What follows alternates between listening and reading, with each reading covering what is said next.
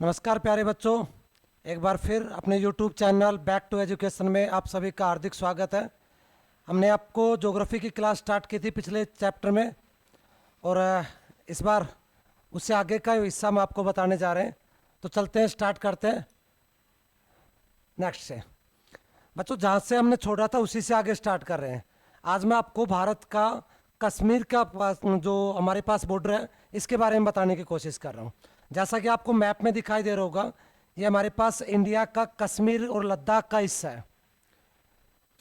कौन कौन सी इसमें सीमा रेखाएं हैं, किस किस के साथ भारत का डिस्प्यूट है, कौन सा हिस्सा इसमें पड़ता है, उन सब के बारे में हम बिल्कुल क्लियरली आपको स्पष्ट रूप से बताएंगे। तो बच्चों, सबसे पहले चलते हैं, जो आपको रेड लाइन इसमें दिखाई दे रही है, जो रेड लाइन आपको दिखाई दे रही है, ये रेड लाइन जो मानी जाती है इसको हम कहते हैं बच्चों एलओसी। क्या नाम बोलते हैं इसको? LOC. LOC.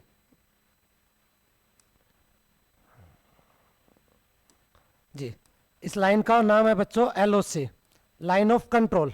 Line of control ये जगह है, इस जगह से स्टार्ट हो रही है, ये आपके कश्मीर को से होती हुई और भाई ये सीधी जा रही है सियाचिन ग्लेशियर तक। ये सारी की सारी जो लाइन दिखाई दे रही है आप सभी को, यहाँ तक की ये लाइन जो बोली जाती है इसको हम कहते हैं एलओसी। अब एलओसी का नाम क्यों एलओसी पड़ा? बच्चों, भारत और पाकिस्तान के बीच में जो लाइन है, सीमा रेखा है, उसको हम एलओसी कहते हैं। भारत और चीन के बीच में जो बाउंड्री लाइन है, जो कश्मीर में जो इनके द्वारा कब्जा कर लिया गया इन दोनों देशों के द्वारा, उसको हम एलएसी कहते हैं। तो सबसे पहले हम एलओसी के बारे में बताते हैं, जिसका आप नाम जानते हैं लाइन ऑफ कंट्रोल होता है। Line of control. अब भाई ये लाइन ऑफ कंट्रोल कैसे बनी? हमारे पास तो रेड क्लिफ लाइन थी, आप सबको पता है रेड क्लिफ लाइन थी भारत और पाकिस्तान के बीच में, सर सिरिल रेड क्लिफ के द्वारा बनाई गई थी। तो फिर ये लाइन कहाँ से आ गई एलओ से? होता क्या है भाई, ये जो पूरी कश्मीर की रियासत होती है महाराजा हरि सिंह के अंडर में होती है। महाराजा हरि सिंह इस रियासत के राजा होते हैं और 1947 में जब भारत पाकिस्तान दोनों अलग होते हैं तो आपको पता है काफ़ी रियासत होती है। उन 542 रियासतों में से कई जगह पर 562 रियासतें भी दिखाते हैं इसको, 542 या 62 रियासतों में से केवल 3 रियासतें ऐसी थी जिन्होंने भारत में प्रवेश या भारत में शामिल होने से मना किया था। एक रियासत का नाम था JNK, एक रियासत का नाम था बच्चों जूनागढ़, और एक रियासत तो जो थी उस रियासत का नाम था हैदराबाद। हैदराबाद की जो रियासत थी इसको भारतीय आर्मी के द्वारा ऑपरेशन पोलो चलाकर, ऑपरेशन का नाम था ऑपरेशन पोलो, ऑपरेशन पोलो चलाकर हैदराबाद को भारतीय टेरिटरी में शामिल किया गया। जबकि यहाँ का प्रशासक जो था वो मुस्लिम था, निजाम था। निजाम इसको पाकिस्तान के साथ मिलाना चाहता था, लेकिन भारतीय पहले गृह मंत्री वल्लभ भाई पटेल की सूझबूझ से हैदराबाद को भारत में मिला लिया गया। जूनागढ़ की रियासत जो गुजरात के पास लगती थी उसको भी पाकिस्तान में मिलाना चाह रहा था वहाँ का प्रशासक। जूनागढ़ की रियासत को जनमत संग्रह के द्वारा, जनमत संग्रह, जनता की राय लेकर जूनागढ़ की रियासत को भारत में मिलाया गया। जो रियासत बच गई वो एक रियासत बची थी जम्मू एंड कश्मीर। जो जम्मू एंड कश्मीर रियासत थी इसके महाराजा हरि सिंह थे, यहाँ की प्रजा जो थी वो ऑलमोस्ट सारी मोस्टली मेजोरिटी जो थी मुस्लिम थी। प्रशासक जो यहाँ का राजा था हरि सिंह, वो इस रियासत को भारत में शामिल नहीं करना चाहते थे, ना ही पाकिस्तान में। होता क्या है, पाकिस्तान की सेना कबीले जो होते हैं कबायली, उनके भेष में भारत पर अटैक कर देती है। जैसे ही भारत के ऊपर अटैक करती है महाराजा हरि सिंह घबरा जाते हैं और वो दिल्ली से भारत से इसके लिए सहायता मांगते हैं। उसके बाद भारत के प्राइम मिनिस्टर और भारत के गृह मंत्री उनको सहायता देने के लिए तैयार हो जाते हैं, परंतु एक शर्त रखते हैं कि जम्मू कश्मीर को पहले भारत में विलय किया जाए। उसके बाद जम्मू कश्मीर का भारत में 1949 में विलय होता है। 26 अक्टूबर 1949 को भारत में विलय किया जाता है, विलय पत्र पर साइन किए जाते हैं। विलय पत्र पर साइन करने के बाद बच्चों भारत का एक हिस्सा बन जाता है कश्मीर। उसके बाद भारतीय आर्मी जब कश्मीर के लिए चलती है तो क्योंकि उस टाइम इतने ज़्यादा एक्सप्रेसवे नहीं थे, हाईवे नहीं थे, माउंटेन एरिया था, बहुत ज़्यादा हमारे पास संसाधन नहीं थे, तो यहाँ तक पहुँचने में भारत को टाइम लगा।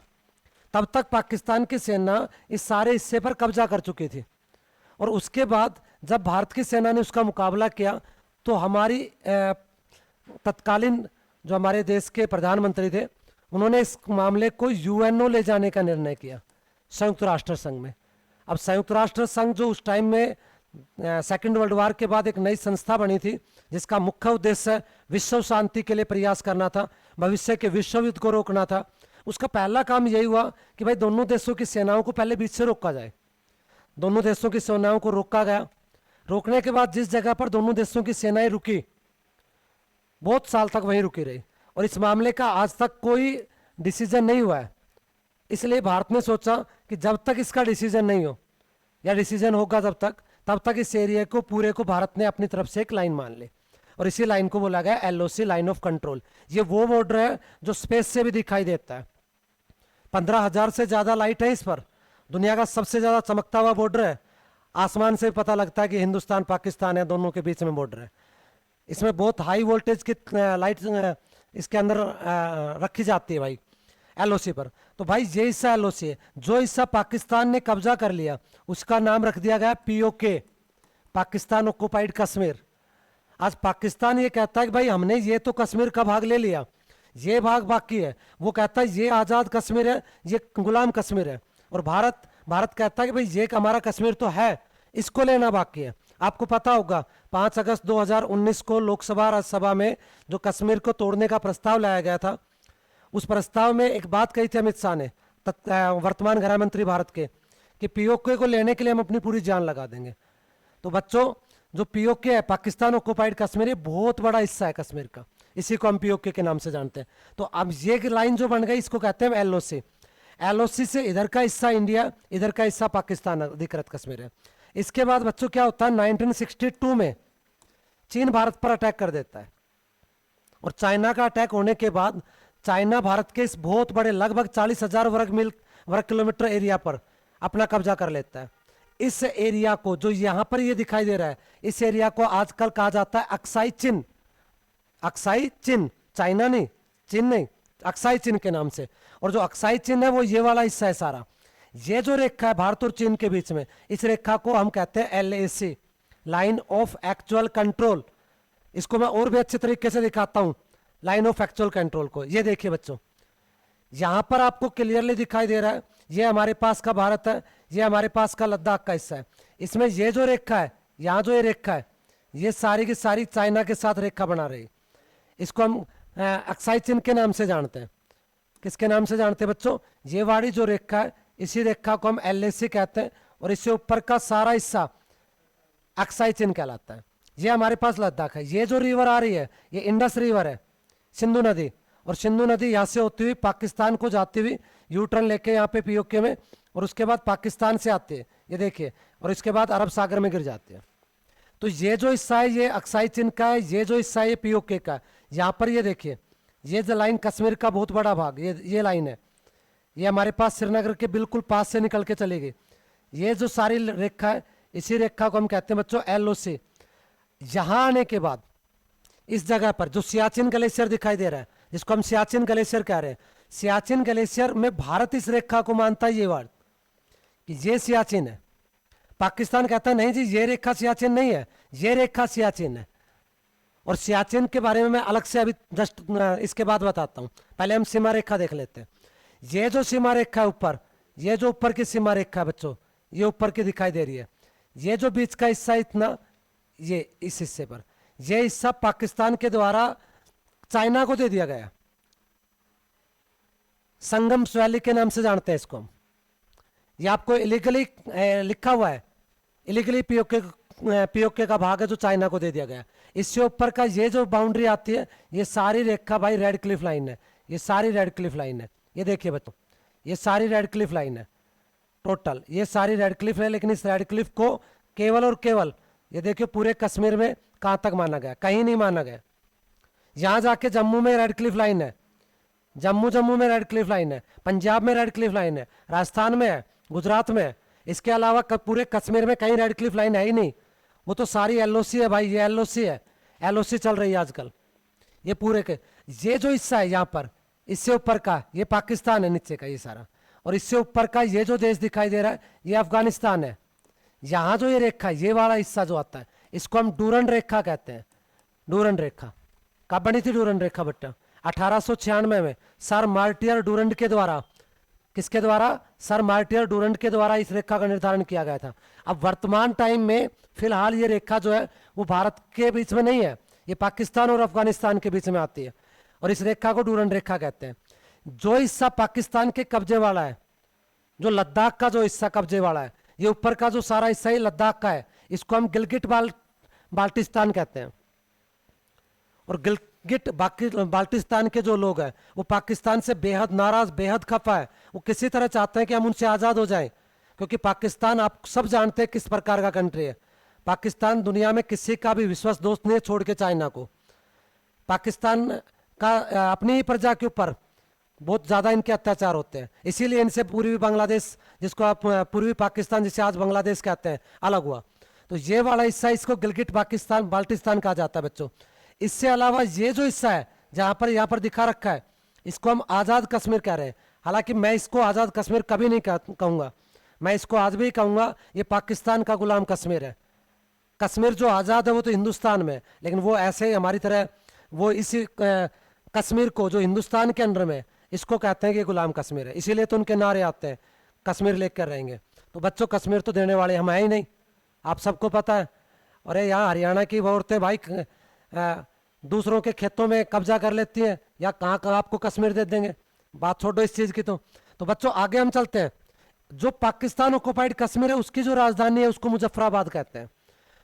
क्या कहते हैं? मुजफ्फराबाद। इसको मुजफ्फराबाद पीओके की, इससे आगे का सारा पाकिस्तान है। और भाई मैं तो आप एक इंटरेस्टिंग चीज़ बताना चाहता हूँ, ये पूरा भारत का मैप हटा दूं, मैं सिर्फ पाकिस्तान का बना दूं, तो इसकी आकृति खुद एक कुत्ते के जैसी आती है। शक्ल देख लो इसकी, बिल्कुल ऐसे बनेगी जैसे कोई कुत्ता ऐसे खड़ा हो, ठीक है। तो भारत से पाकिस्तान के जितने भी डिस्प्यूट हैं वो सारे हम आगे बताते हैं। इससे आगे का डिस्प्यूट आता है बच्चों यहाँ पर सियाचिन में। किसमें आता है? सियाचिन। देखो सियाचिन में लेकर चलते हैं हम आपको। सियाचिन में, ये सियाचिन ग्लेशियर दुनिया के सबसे बड़े ग्लेशियरों में से एक है सियाचिन ग्लेशियर। नॉर्थ पोल और साउथ पोल के बाद सबसे ज़्यादा बर्फ जहाँ मिलती है वो सियाचिन है। सियाचिन का अर्थ दो वर्डों से मिलकर बना है बेटा, सिया जमा में चिन। सिया का अर्थ होता है गुलाब, यानी कि रोज। चिन का अर्थ होता है बहुतायत मात्रा में, अधिक मात्रा में। तो सियाचिन का अर्थ ही ये होता है गुलाबों की भरमार, गुलाबों की भरमार। सियाचिन, सियाचिन भारत के लिए एक बहुत ही ज़्यादा स्ट्रेटजिक मैटर की स्थान है, सबसे ज़्यादा इंपॉर्टेंट मैटर है। बिकॉज अगर भारत सियाचिन से अपने दावेदारी छोड़ दे, या मैं कहूँ कि सियाचिन से भारत पीछे हट जाए, तो ये भारत के लिए बहुत बड़ा मुश्किल का सौदा हो सकता है। कैसे? क्योंकि इधर का हिस्सा जो आता है सारा अक्साई चीन है, इधर का सारा हिस्सा पाकिस्तान है, ऊपर का सारा चाइना है। तो सियाचिन में रहकर इंडिया क्या करता है? सियाचिन में रहकर इंडिया पाकिस्तान और चाइना दोनों की हरकतों पर नजर रखता है। या भारत ने, क्योंकि सियाचिन दुनिया का सबसे हाईएस्ट बैटलफील्ड है, highest battlefield in the world, battlefield है भाई, दुनिया का सबसे ऊंचा युद्ध का मैदान है सियाचिन। सियाचिन बहुत ज्यादा ऊंचाई पर है, बर्फ है यहाँ पर, यहाँ का टेम्परेचर हमेशा माइनस में 40, 30, 20 तक रहता है। यानी कि भारतीय आर्मी किस परिस्थितियों में यहाँ अपना गुजारा करती है ये आप समझ सकते हो। सरवाइव करना बहुत मुश्किल है। सियाचिन के अंदर अगर 3-4 महीने से ज़्यादा आर्मी को डिप्लॉय करते हैं हम, तो उसके बाद सियाचिन में जो आर्मी पर्सन होते हैं उनकी स्किन बेटा उतरने लग जाती है। सेविंग नहीं कर सकते हैं सियाचिन में। क्यों? क्योंकि सेविंग के दौरान स्किन के टूटने का खतरा होता है। सियाचिन की जो आइस है, जो बर्फ है, ये इतना ज़्यादा रिफ्लेक्शन करती है सूरज की किरणों का कि उसके बाद आपने देखा हुआ किसी भारतीय सैनिक की आमतौर पर वो क्या रखते हैं? गोगल्स लगा के रखते हैं। और उसका कारण क्या है? रिफ्लेक्शन ऑफ लाइट होता है, प्रकाश का परावर्तन बहुत हाई होता है।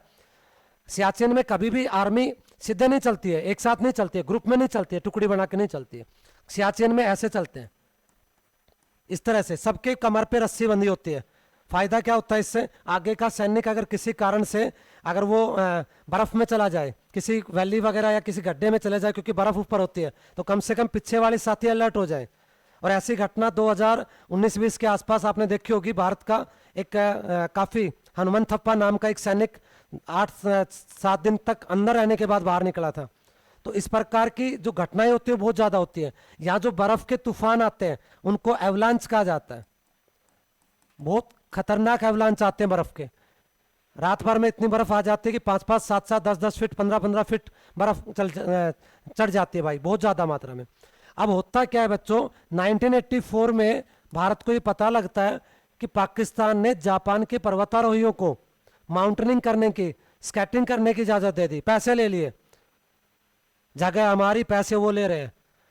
अच्छा देश था। भारत को इस बात का जब पता लगता है तो भारत अपनी आर्मी भेजता है सियाचिन के लिए। और बच्चों ध्यान देना, भारत की आर्मी कहाँ से जाती है, वहां से बताता हूँ। ये आपके पास कौन सी रिवर आ रही है, ब्लू रंग की दिखाई दे रही है, इंडस रिवर। इसके पास यहाँ पर, यहाँ से एक रिवर आती है, रिवर का नाम आता है नुब्रा वैली, नुब्रा रिवर। भारतीय आर्मी जब सियाचिन तक जाती है तो कौन सी रिवर से होकर जाती है, नुब्रा वैली से होकर जाती है। कौन सी से जाती है, नुब्रा नदी से होकर जाती है। इसी के साथ आगे पीछे आप पिछली आपने 2020 के आसपास देखा था, एक वैली आई थी गलवान वैली, गलवान घाटी। और गलवान घाटी, गलवान वैली भी भारत और चाइना के बीच का एक काफ़ी दिन तक का डिस्प्यूट रहा है, मैं उसके ऊपर भी आ रहा हूँ। भारत की आर्मी यहाँ पहुँचती है इस नदी के ठंडे पानी से होती हुई, उसके बाद सियाचिन जाते हैं। यहाँ पर हमारा बेस कैंप होता है नीचे। सियाचिन पहुँचाने के लिए किसी सैनिक को पहले बेस कैंप में रोका जाता है, उसको एनवायरमेंट कंडीशन के अनुसार फुल फिट किया जाता है, उसके बाद उसको वहाँ भेजते हैं। भारत की आर्मी 1984 में एक ऑपरेशन चलाती है, ऑपरेशन मेघदूत। क्या नाम होता है इसका, ऑपरेशन मेघदूत। ऑपरेशन मेघदूत से क्या होता है, ऑपरेशन मेघदूत चलाकर भारतीय आर्मी सियाचिन से पाकिस्तान को खदेड़ती है। और 1984 से इसके 2/3 से ज़्यादा हिस्से पर भारत का अधिकार है और कुछ भाग पर अभी भी पाकिस्तान का हिस्सा है। लेकिन भारत यहाँ रहकर, इससे सबसे बड़ा फायदा भारत को ये है कि सियाचिन में कुछ नहीं होता है, सारे में बर्फ है, ग्लेशियर है, बावजूद इसके भारत वहाँ हर साल हजारों करोड़ रुपए खर्च करता है।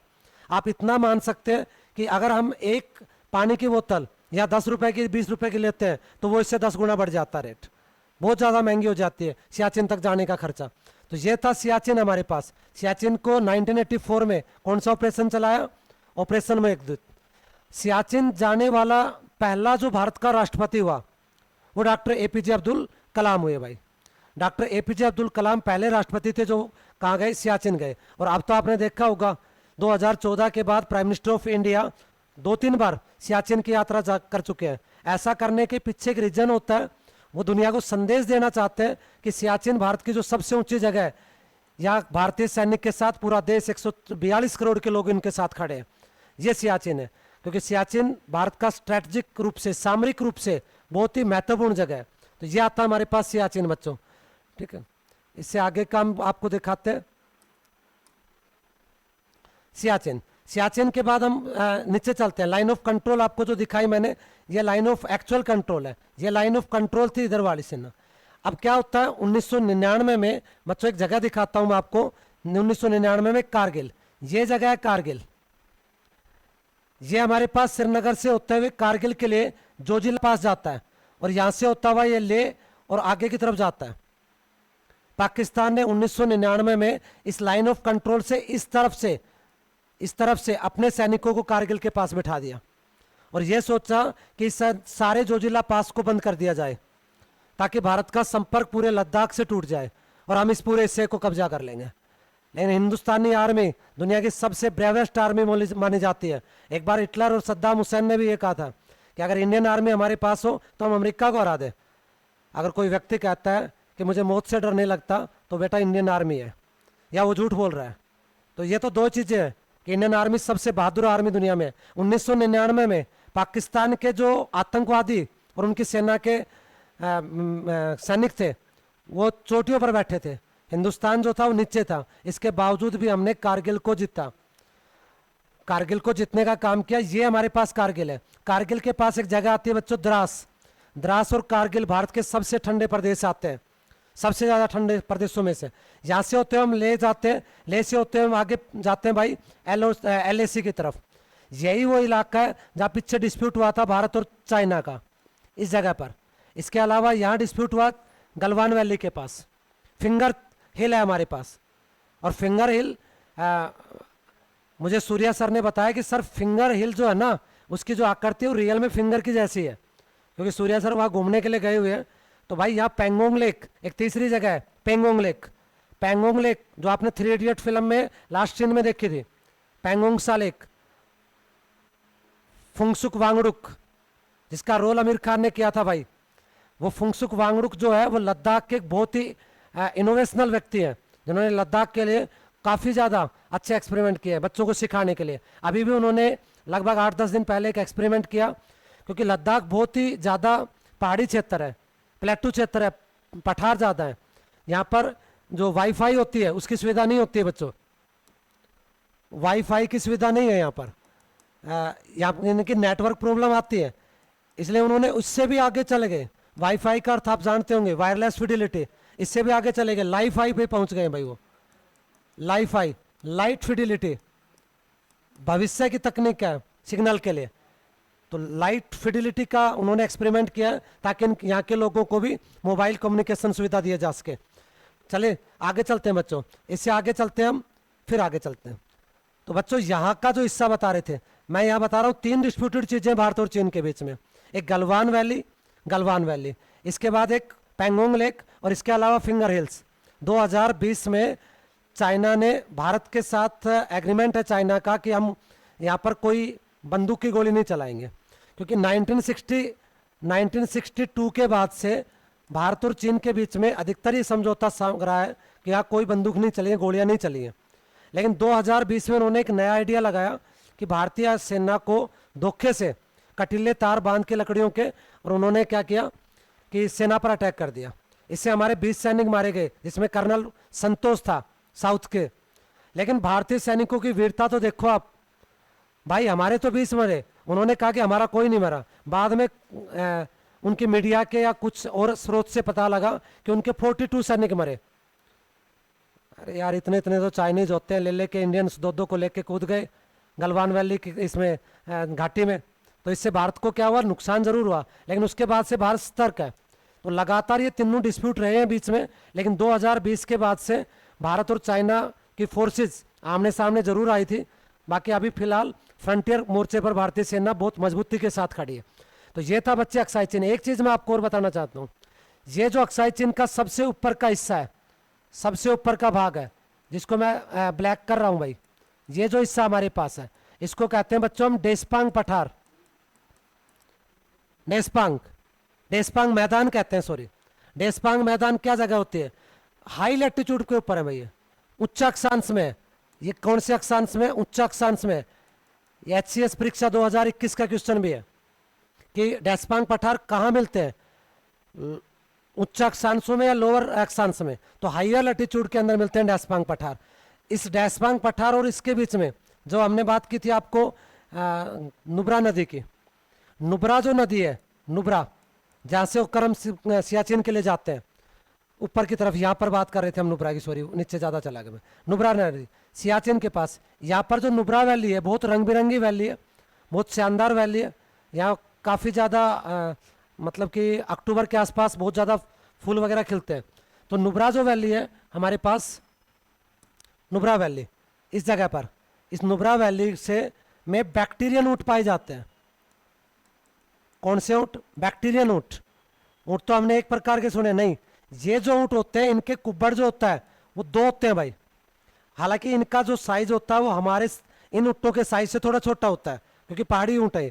तो इन पे 2 कुब्बड़ होते हैं। 2 कुब्बड़ वाले ऊँट भारत में अगर पूछे कहाँ मिलते हैं, तो भाई 2 कुब्बड़ के ऊँट केवल और केवल नुब्रा वैली में बैक्टीरियन ऊँट पाए जाते हैं। इनको तिब्बती ऊँट भी कहा जाता है। तो ये हिस्सा हमारे पास सियाचिन की तरफ का हिस्सा आता है भाई। इससे आगे चलते हैं बच्चों, इससे आगे हम भारत का हिस्सा बता चुके हैं। ये जो हिस्सा बता रहे हैं संगम वैली जो आता है, illegally ceded by the PoK to China. PoK ये पाकिस्तान का वो भाग था जो चाइना को दे दिया गया है। आजकल यहाँ पर सारी एक्टिविटी चाइनीज है भाई, चाइना की एक्टिविटी है। तो ये हमारे पास थी 2 लाइनें। इस लाइन को हम क्या कह रहे हैं बच्चों, ये जो लाइन हमारे पास है रेड वाली, इसको हम कहते हैं रेड क्लिफ लाइन। 1947 में बनी थी सर सिरिल रेडक्लिफ के द्वारा। ये जो लाइन है ऊपर के हिस्से में, ये वाले, इस रेखा को हम कहते हैं बच्चों डूरंड रेखा। ये जो रेखा हमारे पास है लास्ट में, ये जो आपको इस येलो कलर से आगे दिखाई दे रही है, इस सारी रेखा को कहते हैं मैकमोहन रेखा। ये मैकमोहन नहीं है बेटे, मैकमेन है, पर पढ़ लेते हैं मैकमोहन, नो मैटर। मैकमेन रेखा, मैकमेन जो बनी थी 1914 में बनी थी, उस समय तिब्बत भारत का हिस्सा होता था। तिब्बत 1914 में अंग्रेजों की संधि से अलग हुआ मैकमैन लाइन के द्वारा। 1949 तक चाइना ने इसको स्वीकार नहीं किया। स्वीकार तो उन्होंने अभी भी नहीं किया है। उनका ये कहना है कि ये सारा जो हिस्सा है लद्दाख का, ये सारा हमारे तिब्बत का भाग है। ये जो सारी ये जो लाइन दिखा रहा है ये रेड क्लिफ है। अंदर की जो लाइनें दिखाई मैंने ये इस तरह की, ये एलओसी लाइन ऑफ कंट्रोल, ये एलएसी बच्चों लाइन ऑफ एक्चुअल कंट्रोल।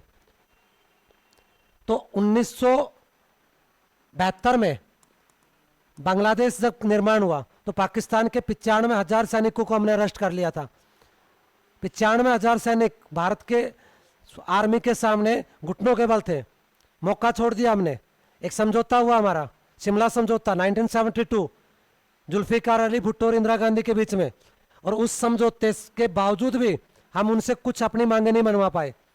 ना तो हमने 1960 का सिंधु जल समझौता तोड़ा।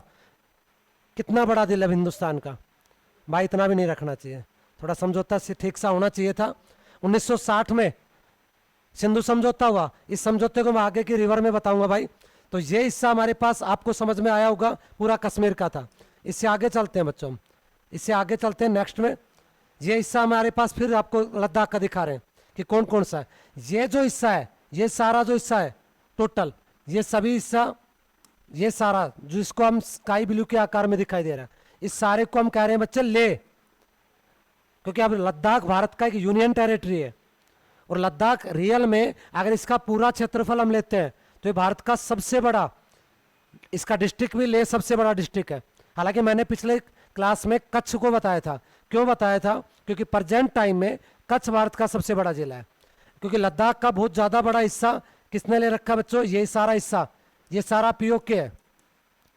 ये सारा हिस्सा, ये सारा किसका है? अक्साई चीन के कब्जे में, चीन के कब्जे में। तो उसके बाद काफ़ी कम बच जाता है, काफ़ी हिस्सा कम बच रहा है। इसके मुकाबले लद्दाख इससे ज़्यादा बड़ा है। अब इसके ले एक डिस्ट्रिक्ट बना दिया और ये जो दूसरा डिस्ट्रिक्ट है ये कारगिल के नाम से बना दिया। लद्दाख का हेडक्वार्टर ले ही माना जाता है, कारगिल नया डिस्ट्रिक्ट बना दिया। ये जो चित्र दिख रहा है ये भाई हमारे पास कश्मीर का दिख रहा है। ये सारे कश्मीर के ज़िले हैं। इन ज़िलों में से ये जो ज़िला है ये सारा, ये मुजफ्फराबाद, ये सारा मुजफ्फराबाद, ये भाई पाकिस्तान के कब्जे में है। लेकिन बाकी ये सब कुपवाड़ा, बांदीपुरा, बारामूला, गांदरबल, श्रीनगर, पुलवामा, अनंतनाग, शोपिया, बडगांव, कुलगांव, ये सभी डिस्ट्रिक्ट भाई किसके हैं? ये सभी के सभी कश्मीर में। ये नीचे के जो हिस्से हैं ये सारे, ये सभी भाई जम्मू के हिस्से हैं। आजकल इसमें भी काफ़ी ज़्यादा परिसीमन की बातें चल रही हैं कि भाई परिसीमन में जम्मू की सीटें बढ़ाई जाएंगी, कश्मीर की कम की जाएंगी, ताकि प्रतिनिधित्व दोनों का बराबर हो उसके, जम्मू और कश्मीर का। क्योंकि कश्मीर में मुस्लिम मेजोरिटी है, जम्मू में हिंदू मेजोरिटी है। यहाँ किसी प्रकार की सांबा, कठुआ, इनमें कोई दिक्कत नहीं है भाई। सबसे ज़्यादा टेररिज्म की जो घटनाएं हैं वो बडगांव, श्रीनगर, पुलवामा और अनंतनाग में है। ये जो हिस्सा है ये हमारा सबसे ज़्यादा सेंसिटिव एरिया है। इस एरिया में पीर पंजाल की पहाड़ियाँ पड़ती है, इसमें मध्य हिमालय पड़ता है। तो इस एरिया में सबसे ज़्यादा सेंसिटिव है। जो अमरनाथ का हिस्सा है वो श्रीनगर से हम गांदरबल की तरफ चलते हैं, यहाँ अमरनाथ गुफा पड़ती है। ये थोड़ा सा दुर्गम इलाका है जहाँ जाने में आपको पैदल मार्ग चलना पड़ता है।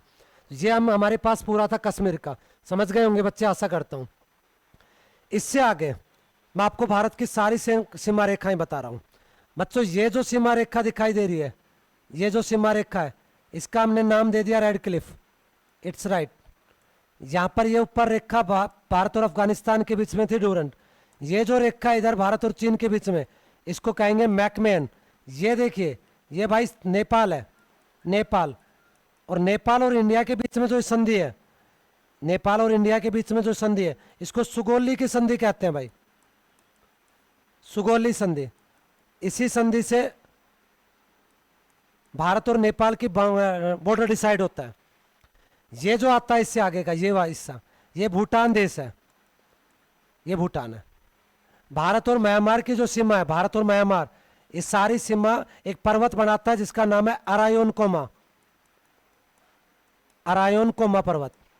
भारत और म्यांमार की बाउंड्री का के बीच में, दोनों के बीच में हिमालय का एक भाग है जो भाई घूम रहा है इधर भारत और म्यांमार के बीच में। इसके अलावा ये जो सारी सीमा है भाई ये भारत और बांग्लादेश की है। ये 1947 में बनी थी पूर्वी पाकिस्तान के रूप में। इसको भी हम रेड क्लिफ लाइन कहते हैं। लेकिन त्रिपुरा को छोड़ के, त्रिपुरा में जो लाइन है भारत और बांग्लादेश के बीच में, उसको बच्चों कहते हैं जीरो रेखा, शून्य लाइन। बहुत इंपॉर्टेंट लाइन है ये, भारत और त्रिपुरा के बीच में क्या नाम है इसका, जीरो रेखा। तो हमारे पास ये सभी तो सीमा रेखाएं थी, इनके अलावा हमारी जो बाउंड्री लगती है जल की, वो हमारे पास श्रीलंका से लगती है। एक हमारा पड़ोसी देश इधर यहाँ पर कौन सा है बच्चों, मालदीव। ये हमारा भारत का अंडमान निकोबार पड़ता है। तो पानी के ऊपर बाद में लेके चलते हैं। सबसे पहले मैं आपको इसी मैप के द्वारा मैं आपको भारत के कुछ और पॉइंट्स के बारे में बात करते हैं बच्चों। सबसे पहले हमने लास्ट टाइम में लास्ट जो हमारी क्लास थी उसमें हमने भारत की सीमा रेखाएं पढ़ी थी। भारत और बांग्लादेश की सीमा पढ़ी थी हमने, जो थी भाई 4096 किलोमीटर की, 4096 किलोमीटर की। भारत और पाकिस्तान की जो सीमा पड़ी थी भाई, ये 3323 किलोमीटर थी। भाई उस क्लास में मैंने बोला 3323 किलोमीटर था, लेकिन बाई मिस्टेक लिखा गया था 2333। तो इस चीज़ को माइंड में रखना, कोई बड़ी बात नहीं थी, ठीक है। भारत और चीन के बीच में जो सीमा है उस 3488 किलोमीटर की सीमा है, भारत और चीन के बीच में बच्चों। और भारत और नेपाल की जो सीमा है वो 1751 किलोमीटर की है। भारत और म्यांमार की सीमा है वो 1643 किलोमीटर की है। भारत और भूटान की जो सीमा है वो बच्चों 699 किलोमीटर की है। और इसके अलावा भारत और अफगानिस्तान की जो सीमा पड़ती है वो केवल 106 किलोमीटर की आती है। तो भारत की सबसे छोटी सीमा किससे पड़ी, अफगानिस्तान। अफगानिस्तान अगर ऑप्शन में नहीं हो तो आंसर क्या लेंगे बच्चों, भूटान लेंगे, सबसे छोटी सीमा। और सबसे लंबी सीमा भारत की किस देश से पड़ती है, बांग्लादेश के साथ। बांग्लादेश के बाद चीन के साथ, चीन के बाद नंबर 3 पर पाकिस्तान, नंबर 4 पर नेपाल, 5 पर फिर म्यांमार, 6 पर भूटान और 7 पर भाई अफगानिस्तान। ये भारत की सीमा पे लगते हैं। एक चीज़ मैं आपको भारत के सभी स्टेट के बारे में बताऊंगा। भारत में टोटल जो स्टेट है आज की डेट में आप सभी जानते हो 28 राज्य हैं। यूनियन टेरिटरी भारत में 8 है, यूटी। इन 8 यूटी में सबसे बड़ा जो यूनियन टेरिटरी है, सबसे बड़ा यूनियन टेरिटरी वर्तमान में वो भाई लद्दाख आता है। लेकिन लद्दाख का बहुत ज़्यादा बड़ा भाग किसने दबा रखा है, मोस्टली भाग बताया पाकिस्तान और चीन ने। इसके बाद हमारे पास जम्मू एंड कश्मीर, फिर अंडमान निकोबार। सबसे छोटा यूनियन टेरिटरी लक्षद्वीप, मात्र 32 वर्ग किलोमीटर, सिर्फ 32 वर्ग किलोमीटर में। उसके बाद चंडीगढ़ 114 वर्ग किलोमीटर में फैला हुआ है। तो भाई ये हमारे पास यूनियन टेरिटरी आते हैं, सबसे बड़े और सबसे छोटे में आते हैं। इससे आगे हम आपको भारत के बाकी हिस्सों के बारे में करते हैं बेटा। एकमात्र ऐसा राज्य है, एकमात्र ऐसा राज्य बताने जा रहा हूं मैं, एकमात्र ऐसा राज्य भारत में जिसकी सीमा सबसे ज़्यादा राज्यों के साथ लगती है। तो मैं अगली लाइन में चलकर, ये बच्चों हमारे पास उत्तर प्रदेश की सीमा है। ये देखिए, ये हमारे पास उत्तर प्रदेश है। उत्तर प्रदेश की सीमा कितने राज्यों के साथ लगती है, तो बच्चों उत्तर प्रदेश की सीमा भारत के 8 राज्यों को टच करती है। कितने राज्यों को टच करती है बच्चों, 8 राज्यों को टच करती है। सबसे ज़्यादा राज्यों के साथ सीमा लगती है इसकी। किसके साथ, उत्तराखंड के साथ 1 नंबर पे, 2 नंबर हिमाचल प्रदेश, हरियाणा 3 पर, 4 पर राजस्थान, 5 पर मध्य प्रदेश, 6 छत्तीसगढ़, 7 पर झारखंड, 8 पर बिहार और दिल्ली में रह जाती है यूनियन टेरिटरी। यानी कि 8 राज्य प्लस में 1 यूनियन टेरिटरी, 9 स्टेट या यूटी को टच करता है उत्तर प्रदेश।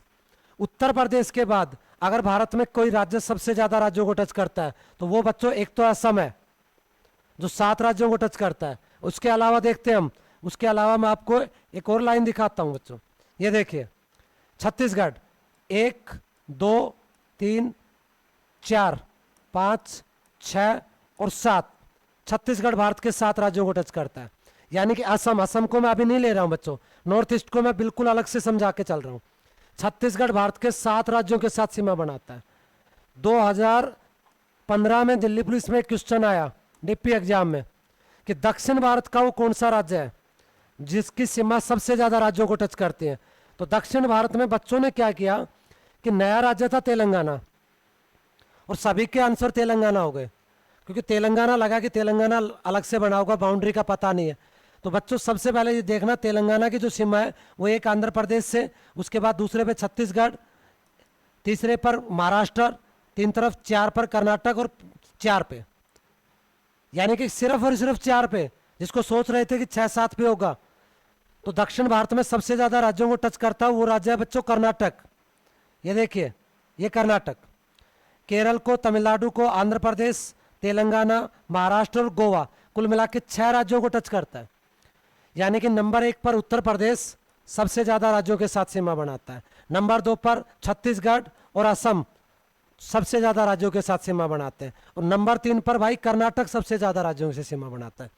एक बात और बताई थी बच्चों मैंने लास्ट क्लास में कि भारत का सबसे बड़ा राज्य कौन सा है, तो राजस्थान। ऐसे देखेंगे इसको, 1 2 3, 1 2 3, 3 स्टेट याद हो गए, 4 और 5, 4 5, 4 और 5। फिर उसके बाद कर्नाटक से ले लो, कर्नाटक से लेके चलते हैं, 6 7 8 9, तो 9 स्टेट आपको 1 सेकंड में याद होते हैं। 1 2 3 4 5, मेनली तो 5 याद करते हैं, 6 7 8 9, ठीक है। उसके बाद तमिलनाडु 10 पे आता है। तो यहाँ से बच्चों हमारे पास भारत के राज्यों के बारे में पता लग जाता है। भारत के जो राज्य है उनके बारे में पता लगता है, सबसे बड़ा और सबसे छोटा राज्य कौन सा है। सबसे छोटा राज्य गोवा 1 नंबर पे, 2 नंबर पे सिक्किम भाई, 3 पर त्रिपुरा, 4 नागालैंड, 5 पर मिजोरम, 6 पर मणिपुर क्षेत्रफल के लिहाज से। तो ये हमारे पास भारतीय राज्य आते हैं कि कौन सा राज्य किस क्षेत्रफल में किससे बड़ा और छोटा है। राज्यों के बाद हम आगे चलते हैं, इससे आगे अब हम भारत को ये बताते हैं बच्चों कि हिंदुस्तान के अंदर 28 राज्य हैं। 28 राज्यों में से आप सभी जानते होंगे 9 राज्य ऐसे हैं जो पानी से सीमा लगते हैं, जिनके कोस्टल स्टेट कहे जाते हैं। वो 9 में से गुजरात, महाराष्ट्र, गोवा, कर्नाटक, केरल, तमिलनाडु, आंध्र प्रदेश, उड़ीसा और कलकत्ता, पश्चिम बंगाल, 9 राज्य हैं। लेकिन बच्चों 9 राज्यों की बात बाद में करते हैं। तो 9 राज्यों के अलावा जो बाकी राज्य हैं उनमें से 5 राज्य ऐसे हैं जो ना तो किसी देश के साथ बाउंड्री लगाते हैं और ना ही वो उन 5 में से कोई राज्य इस पानी को छूता है। यानी कि वो ना तो पानी से टच करते हैं और ना ही वो किसी इंटरनेशनल देश कंट्री से टच करते हैं, सभी के सभी। तो वो 5 राज्य कौन से? एक राज्य बच्चों हरियाणा, एक राज्य हरियाणा, एक राज्य मध्य प्रदेश, छत्तीसगढ़, 4 पर तेलंगाना और 5 पर झारखंड। इन 5 स्टेटों को बेटा लैंडलॉक स्टेट कहते हैं। लैंडलॉक्ड यानी कि भारत के भूबद्ध राज्य है, भूबद्ध राज्य। लैंडलॉक देश भी होते हैं भाई। और लैंडलॉक भाई जैसे नेपाल है, नेपाल की सीमा एक तरफ भारत से लगी हुई है, एक तरफ चीन से है। ऐसा देश जो 2 बड़े देशों के बीच में हो उसको बफर स्टेट कहा जाता है। तो नेपाल जो है वो एक बफर स्टेट है, बफर राज्य। भूटान है वो भी एक बफर राज्य है। ऐसे राज्यों का काम क्या होता है जो 2 बड़े देशों के बीच में टकराव को सीधा रोकते हैं। इनको हम भूबद्ध देश भी कह सकते हैं।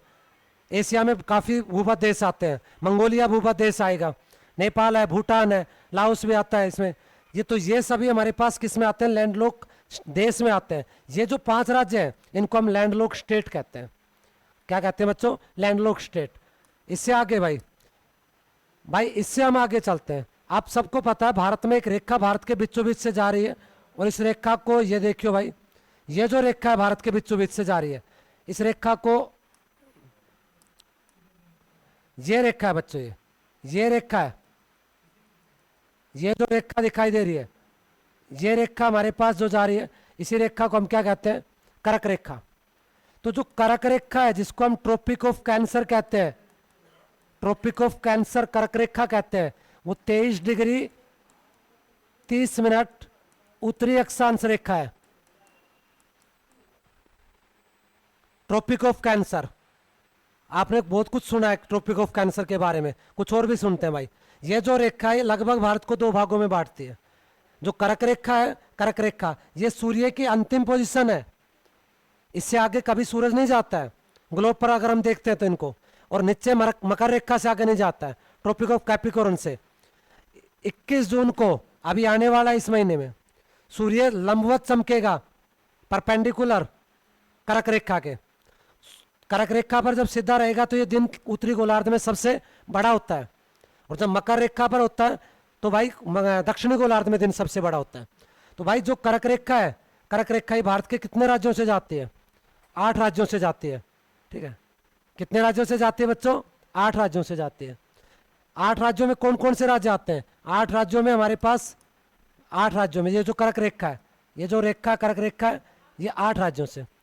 राजस्थान, गुजरात फर्स्ट, सबसे पहले गुजरात के बाद गांधीनगर के पास से होती हुई राजस्थान के बांसवाड़ा और डूंगरपुर जिलों के पास से होती हुई मध्य प्रदेश, उसके बाद छत्तीसगढ़, झारखंड, उसके बाद वेस्ट बंगाल, त्रिपुरा, और भाई उसके बाद सीधे मिजोरम से होकर निकल जाते आगे।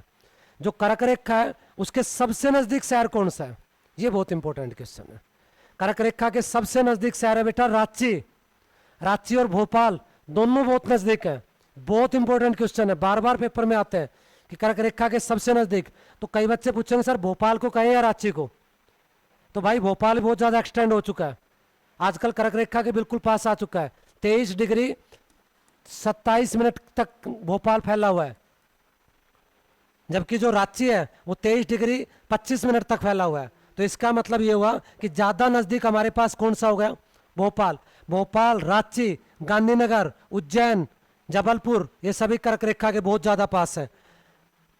त्रिपुरा की राजधानी अगरतला, आइजोल, ये भी कर्क रेखा के नज़दीक है। अगर क्वेश्चन में पूछूं कि कर्क रेखा के सबसे नज़दीक महानगर कौन सा है, मेट्रोपॉलिटन सिटी कौन सी है, तो भाई कलकत्ता इसके सबसे नज़दीक पड़ता है कर्क रेखा के, क्योंकि इसकी दूरी थोड़ी है। जबकि दिल्ली, दिल्ली कर्क रेखा के बहुत ज़्यादा दूर है। दिल्ली के अलावा मुंबई, मुंबई भी बहुत दूर है बच्चों यहाँ से। और भाई चेन्नई का तो कहना है क्या है, सबसे दूर चेन्नई है। तो कर्क रेखा के सबसे नज़दीक महानगर पूछेगा तो क्या? कलकत्ता। अब बच्चों 8 राज्यों से कर्क रेखा जाती है और 8 ही राज्य कर्क रेखा के साउथ में पड़ते हैं। कितने हो गए? 8 राज्य दक्षिण में, देखना, केरल, तमिलनाडु, कर्नाटक, आंध्र प्रदेश, गोवा, महाराष्ट्र, तेलंगाना और उड़ीसा। 1 2 3 4 5 6 7 और 8, 8 राज्य कर्क रेखा के दक्षिण में। तो 8 से कर्क रेखा जाती है, 8 इसके दक्षिण में। कितने हो गए? 16। कितने बचे बच्चे? 12 राज्य ऐसे हैं जो कर्क रेखा के उत्तर में है। उनमें हरियाणा, पंजाब, हिमाचल, जम्मू कश्मीर, लद्दाख वगैरह सभी आते हैं भाई। तो ये हमारे पास आती है कर्क रेखा। कर्क रेखा भारत के बीचों बीच से जाती है और इसी के कारण से भारत की जलवायु पर भी इसका काफ़ी इम्पैक्ट पड़ता है। तो भाई हमने आपको कर्क रेखा बता दी है टोटली। इससे आगे हम चलते हैं बच्चों। मैं आपको थोड़ा सा मैप को ब्रॉड वाइड करके दिखाता हूँ। थोड़ा सा मैप को, अगर मैं ये कहूँ भाई ये हमारे पास सारी बाउंड्री आ गई, सारी सीमा आ गई, ये हिस्सा हमारे पास क्या है? तो बच्चों जहां मेरा मार्कर ब्लैक कर रहा है इस हिस्से को बच्चों बोलते हैं Siliguri corridor. Siliguri corridor, corridor कौन सा है? ये वेस्ट बंगाल में वो जगह है, वेस्ट बंगाल की, जिसके एक तरफ नेपाल है, एक तरफ बांग्लादेश है। और हमारे जो दुश्मन है चीन पाकिस्तान, उनकी नज़र भी इस पर है भाई। सिलीगुड़ी कॉरिडोर, इसको चिकन नेक भी कहते हैं, चिकन नेक, क्योंकि चिकन जो मुर्गा होता है उसकी कमजोर कड़ी होती है भाई, सबसे कमजोर कड़ी होती है। और इसीलिए भारत का ये जो हिस्सा आता है ये एक ऐसे, ये भाई एक इसी प्रकार की शेप बनाता है, इसलिए इसको चिकन नेक के नाम से जानते हैं। सिलीगुड़ी कॉरिडोर केवल 40 किलोमीटर का है, समझने की कोशिश करना बच्चों। इससे आगे जाने के लिए हमारे पास ये 40 किलोमीटर का हिस्सा है। अगर हम नॉर्थ ईस्ट जाना चाहते हैं तो 2020 में एक आंदोलन चला था भारत में, CAA, सिटीजनशिप अमेंडमेंट एक्ट, जिसमें नागरिकता देने का प्रावधान था भारत से बाहर आने वाले शरणार्थी, भारत आने वाले शरणार्थियों को। उसमें दिल्ली में प्रोटेस्ट चल रहे थे। वहाँ एक व्यक्ति था जिसका नाम था सरजील इमाम। सरजील इमाम छात्र था, JNU से निकला हुआ था, आंदोलन में आया। उन्होंने भी यही बात बोली कि अगर भारत के इस हिस्से को, चिकन कॉरिडोर को बंद कर दो तो भारत का नॉर्थ ईस्ट सारा का सारा भूखा मर जाएगा और ये भारत सरकार तुरंत इसको मान जाएगी। उसका ये तो एक्शन था। रिएक्शन क्या हुआ भाई उसका? मोदी सरकार थी भाई उस टाइम में, आज तक राजद्रोह के आरोप में जेल में बंद है, बाहर ही ना निकला है भाई। ठीक है, क्योंकि देश की इंटीग्रेशन और एकता के साथ जो खिलवाड़ करता है या उसको तोड़ने की कोशिश करता है तो वो फिर भारत में राजद्रोह का मामला बनता है। तो भाई ये था हमारे पास चिकन कॉरिडोर। तो चिकन कॉरिडोर तक की का हिस्सा आज हम आपको बता रहे हैं। इससे आगे की क्लास बच्चों आपको नेक्स्ट वीडियो में दिखाई देगी। ठीक है बच्चों, सभी से मेरा आग्रह है ज़्यादा से ज़्यादा सब्सक्राइब करें, ज़्यादा से ज़्यादा शेयर करें। धन्यवाद। जय हिंद, जय भारत।